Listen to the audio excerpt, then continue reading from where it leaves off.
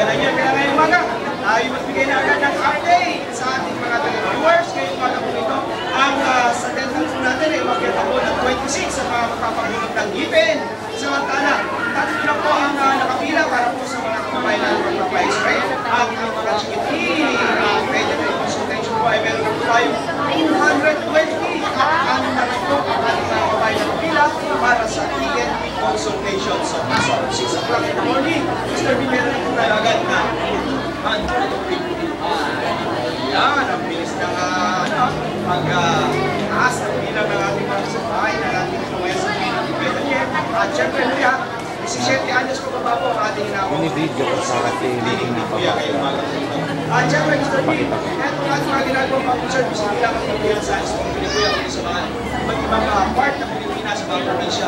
Meron tayong ginagawa mga medical mission. Syempre, sa panguna pa po yan ng programa ang dating daan, Big Brother, at syempre, nagtutuwa ni Kuya UNTV sa panguna po ni Kuya namin. At syempre, ibigin natin po salamatan ang ating mga sponsors. Mr. B, nagtutuwa yung sponsors. Ang Bromel, ayan, ang vitamins para sa mga bata.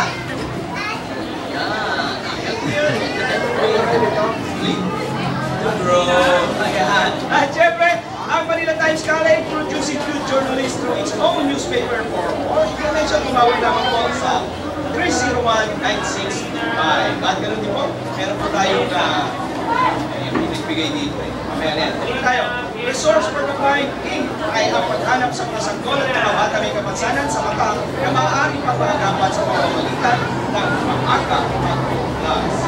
Yan, para sa karagdagang informasyon, tumawag na po kayo sa telepono bilang 726-3021 hanggang 24 at maaari po kayo mag-text sa 0949-499-111 o mag-email sa info@blind.org.ph.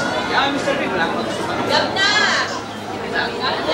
Sige rin, best wishes daw sa mag-asawa Mr. and Mrs. Kalayaan Quiñones. Ayan, galing po dito sa medical staff. Dito na muna, Mr. P, ang ating pagbibigay ng update dito sa clinic. Kuya Daniel, kita-kita po tayo muli sa Lunes. Samantala tayo pumunta na sa masayang puntahan. Sige, taga.